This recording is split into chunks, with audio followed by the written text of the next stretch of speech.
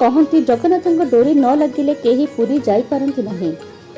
जीवनर असहाय समय रे निजर कथा बुझिबा छड़ा पुरी रे जगन्नाथ देखिबा कथा केही चिंता करंती नहीं। सेही स्वप्न को साकार करिछि राज्यर बिजु जनता दल। राउरकेलार बिजु जनता दलर श्रीमती मिनती दत्त राउरकेलार 100 रु अधिक विधवा माँ मानक नहीं जून 21 तारिख में लिंगराज मंदिर और पुरी जगन्नाथ मंदिर दर्शन कराइथिले। समस्त मुहरे गोटे कथा, आम मुख्यमंत्री आम केते बड़ काम करिसेंती, जगन्नाथ को भलरे रखु। जय जगन्नाथ और हुलहुली ध्वनि रे पुरी बड़दाण्ड कंपी जाउछिला। पुरी रे बसंत कुमार जेना का रिपोर्ट, ओडिशा संग्राम न्यूज।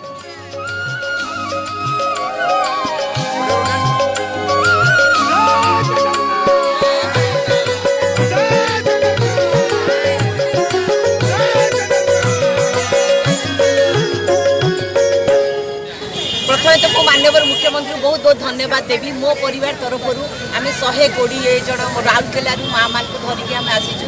प्रथम आम लिंगराज दर्शन कलु, तापर आम बर्तमान पुरी दर्शन करूँ। पुरी रे जगन्नाथ को दर्शन करी आमर माननीय मुख्यमंत्री शुभकामना करूँ। कहीं माननीय मुख्यमंत्री आज आम बड़दाण्ड पाद देचु। अधारू अधिक माँ मैंने पुरी आसी नथिले, बड़दाण्डर माटी छुई नथिले पाद।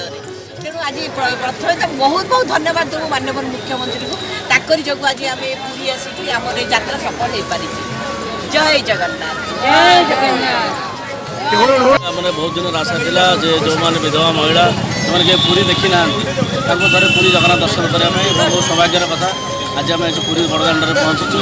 ये ओडिशा मो परिवार तरफ कार्यक्रम हाथ में दिखाई सका आसी लिंगराज दर्शन कर आज आम जगन्नाथ दर्शन करने आसु।